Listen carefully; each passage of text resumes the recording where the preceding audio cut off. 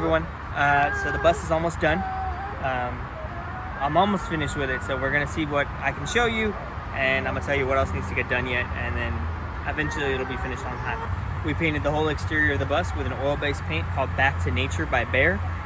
We found the enamel version at Home Depot. I used about 1.5 gallons to do the entire bus. Some spots are not perfect, they definitely need touching up, but I think overall it looks good. At the front of the bus, I didn't change any lights yet. I did change the window wipers, but everything else to me looks fine anyway. Come along here to the side of the bus. We did turn the front door into one big door. Unfortunately, I broke the window one day, but it should be fine for now. To put the two doors together and bolt them together, I used some stainless steel bolts, and it came out pretty good. I put a gate lock on it that rolls and locks into place, just to keep it safe and secure, just because you can't put a normal house door on these things without it being too thick. Then, if you come along the side of the bus, you see the replaced blinkers on the side, as well as a fan for our cats. This is their exhaust fan for their litter box. I did get new tires on the bus. They are 10R 22.5, which is a pretty uncommon size, but these tires are brand new from the factory, so they should last us a good amount of time. Moving on here, I did install these storage boxes from RKI. These were owned from an energy company before. They're pretty decent. I installed them myself. I used structural rivets. All of the windows are the normal bus windows. They just were cleaned and resealed with Sikaflex 291. Which is a marine grade sealant. It's pretty good. It doesn't shrink. It doesn't rot like that. It's pretty nice. Along the back of the bus, you see the two big giant brand new tires. All 6 tires are replaced. We spent about I want to say $2,500 getting everything replaced. We got a pretty good deal because I had a military discount as well as a just discount because they were on sale. If you come around to the back of the bus, I have a hitch basket that I installed myself. It's installed on a hitch that has a capacity of, I think, about 4,000 pounds. And this actual basket only holds about 500 pounds. But I'm only going to use it to hold a generator and some propane tanks, so I think it'll be fine. If you look at the back of the bus here, I replaced all the external lights with LEDs. They're all functional, they all work. If you look up here, I put in a brand new mini split system, 12,000 BTU. It doesn't take that much power. We have a battery system that can handle it, which I'll explain in a minute. To come around this side of the bus, we have installed a propane water heater. This water heater, I've heard it has good reviews. I haven't tested it yet, but that's what we've installed for heating the water up for the showers. The only thing left on this side of the bus is probably going to be, again, the tires I replaced. I removed the old bus AC systems that were here. That's what these vents were for. I have my battery box out here that I installed the lock on. I'd recommend doing that just because batteries are expensive. And I also installed a shore power plug that I painted over on accident. The shore power plug is very good. The shore power plug is very helpful. Helps make sure that our bus is powered at all times. And you see the blinker I replaced. And this side of the bus is not very changed. I just cleaned it up and painted it. Another thing I forgot to mention is that on top of our bus, I installed some Iron Ridge XR100 rails along with the brackets. Those are bolted straight through the bus frame to make sure it doesn't fly off in a hurricane. On top of the bus, we have two 480 watt solar panels, so almost 1,000 watts of solar power. Connected to that is just PV wire that I ran all the way through and then enters through a gland at the top of the bus. I also installed some external lights on the bus. They're from Nightlight, I think, on Amazon. They just light up the bus at night to make sure that we don't, or we have the ability to see in the dark. So this is the interior of the bus. So like we said before, the bus door is one door, as you can see here. Just open and then we can close it. Then we decided to put these little insulation panels. We have 2 of them, so this one is just for kind of a lighter one, and then this one is to keep the light out. Here we have a TV that my husband installed. It's on a swivel, which is really nice, and then we just keep it up here for when we decide to drive. We do have reflectix all over the bus, and you'll see that throughout the video. We live in Houston, so it gets hot, and this is just a way to keep the bus cooled inside because we do have the cats in here.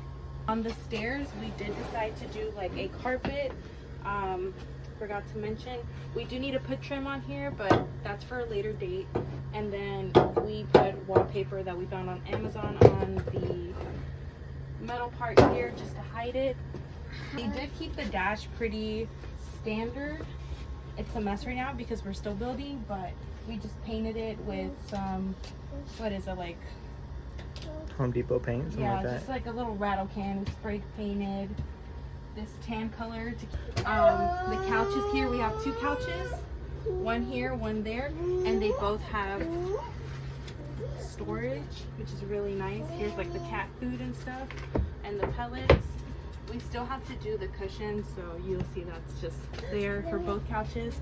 Let's see what else. We have our Max Air fan up here. There's 2 of them in the bus, and this one just opens up and lets air out. There's no light. You'll see in the one in the back in our room there is a light. We put birch plywood on top and then decided to cover it up with this like lattice thing. I stained it this espresso color just to give it like a cottage vibe, and I like it so far. For over here, we couldn't really do that to hide the seams, so we just put rope. On this side of the bus, this would be what, the right side if I'm facing forward, we have the litter box. Like this is kind of like the cat area. So my husband put this box up, and in here you can see there's like flaps. I just went ahead and cut it up, and I put 2 layers, so one for the inside, one for the outside. Litter still comes out, so we have to vacuum when we can. But the litter box is in here, and then we put the fan that's it's constantly running, so it doesn't smell in here. The way we clean it, we just lift this up. If I can, there we go. You just lift it up, and then I put noise barrier from Amazon on here as well to block out the noise because it's a little loud. And then here's a little tower that we put for the cats. They're currently hiding, but they do like to spend a lot of time here. So that was the living area, and over here is the kitchen. Like I said before, we're not done, but from what we have done, my husband got this butcher block. It's really nice. We cut it, and then we got these cabinets from Home Depot. They're stock. I just decided to paint them a nice like white color to bring some color in here. He also made these overhead storage that I also painted white. When we get more rope, I do want to put like a rope here to kind of tie in the back, but this is just for our dry goods and things like that. Right now it's full of other things, but hopefully when we're done it'll be, you know, nice and pretty. I have some jars up here to kind of like show like what it would look like. The cabinets so far are really nice. They're really spacious. We don't have some things have things, some don't. Like in here, I can show you, we have some food in here. We do have to install the little locks so when we're driving they're not opening. Another thing that my husband did with the butcher block, while he did glue it down, he also decided to nail it from underneath or like screw it in. So we took all these out, and just to make sure that this is not going to come off. Over here we have the 9-inch sink, and then my husband installed this little, what is this, a hose, water hose faucet. He decided to go with this one that we can just go ahead and spray. So our water system isn't done yet, but hopefully it'll be done soon. But yeah, it's really nice, and it's very deep. Whenever we've had to come in here and clean, it does hold a lot, which is nice. On this side we have the fridge. It's a apartment size freezer and fridge combo. We do have some stuff in here, but we're not living in it full time yet, so it's just a little bit. We do need to get a cooktop, but we decided to go with like one of the camping stoves just so we can put that away and save space on the counter. Over here, my husband also did put an overhead like shelf for the cats, but they've only used it once, so we're probably going to convert this into like an actual shelf where we can put more stuff in here. Welcome to the back of our bus. So back here, I built everything. This is my son's bed. These slats are all screwed in, but these slats are separated and they actually pull up to reveal storage that goes down to the wheel well, so that way we can store clothes and supplies and all kinds of equipment. Those are my beautiful cats. Up here, I did install a big shelf system, so that way we can hold clothes and all kinds of knickknacks and baubles and books that my son has. Back here, I did install more puck lights, but those are activated by a switch that's over there in the back of the bus. In here to the left, we have our shower and toilet combo. The shower is pretty good. It's about 36 by 24, I believe. Or it's a pretty good size anyway, but we couldn't put a conventional pan in there, so I had to make a custom one out of foam. It's actually 36 by 28. 36 by 28, there you go. And then I did install a airhead toilet in here that I had yet to vent outside, so that way it vents out, but it does not stink at all. Like, I know people say that, oh, it'll stink, but it really doesn't. And then in the back of the bus here, we have our bed. It's very messy. Our bed's not finished yet, but underneath it is the water pump, the water tank, the water heater from the back, as well as all the water connection pipes. All of the wiring, the electrical system runs on the left here.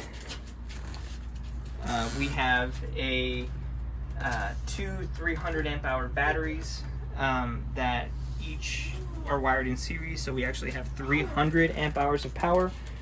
We have a 3000 watt lifetime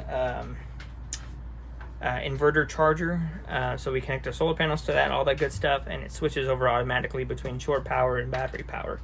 It's a very good solar charger, and it's affordable too, which is why I picked it. At the back, you see the interior mini split unit. Keeps the entire bus cool. If I turn it on high, then it keeps it a lot colder. With the Reflectix, it really does help because these windows do release a lot of heat. They're single pane windows. They're not like what's in a house where it's double paned, so they're not as insulated.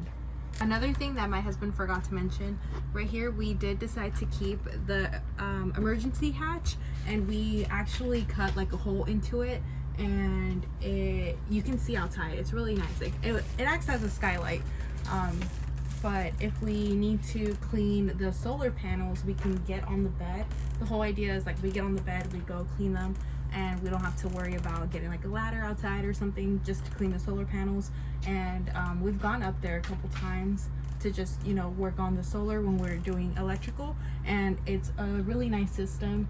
He just kind of disconnected these things here to kind of open it all the way, and it works great. This is our second air fan, right?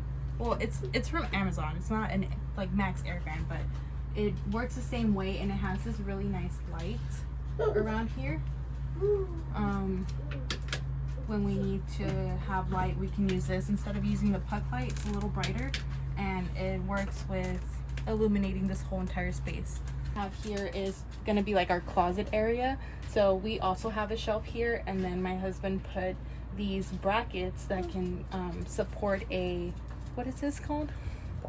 A bar, a closed little rack thing, and we plan on hanging our clothes here and then putting away any clothes here. We also want to put like a little box down here that can kind of open up and put more clothes in there. Also, this space right here was left intentionally open, so this is going to be our, at the moment we have this stuff, this is like potty training stuff, but this is going to be where our clothes bin is going to go.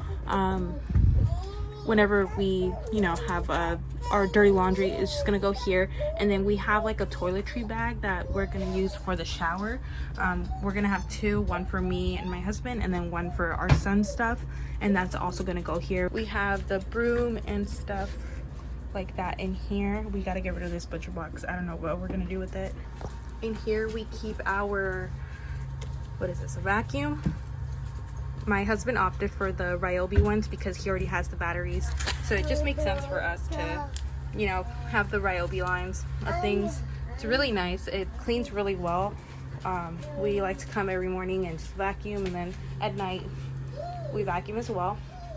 And then in here we hopefully will be putting like waters, maybe the trash can in the back is what we're thinking. We just have to find something that fits right here. This was the wheel well, so the bathroom is built on the wheel well, so we had to accommodate for that here. As you can see, the wheel well is right there. Sorry, that's my son. And then he built this box out, and then this is going to be, you know, like I said, waters, maybe more food stable stuff, but that's our plan with this little nook.